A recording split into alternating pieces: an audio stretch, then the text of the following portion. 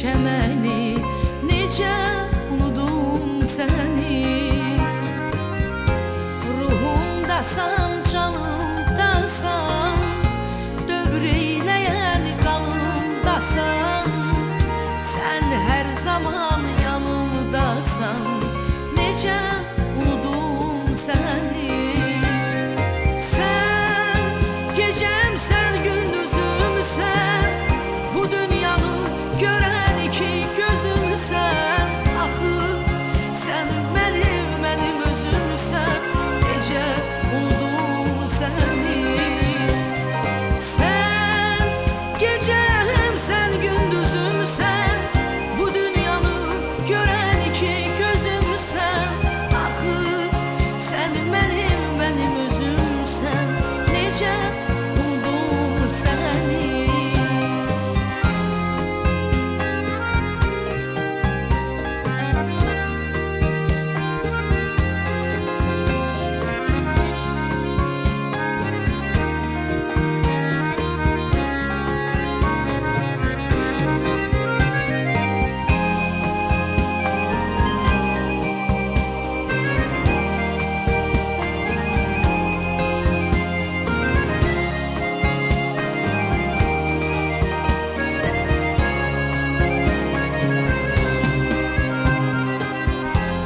Olarmı heç belə zülüm, ayırmırsa bizi ölüm. Özün söylə, özün gülüm, necə unudum səni. Ruhumdasan, canımdasan, ömür eyləyən qanımdasan. Sən hər zaman yanımdasan, necə unudum səni.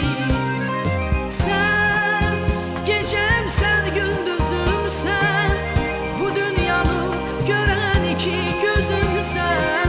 Axı sən mənim özümsən, necə unudum səni.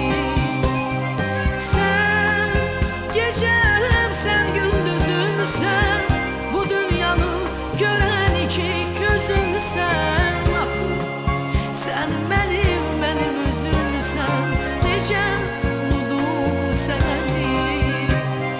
Sən gecəmsən, gündüzümsən, bu dünyanı görən iki gözümsən. Axı sən mənim özümsən, necə unudum səni.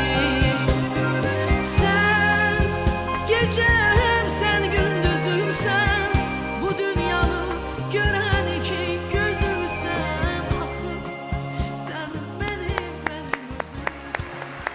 Teşekkürler, teşekkürler Arzu Hanım.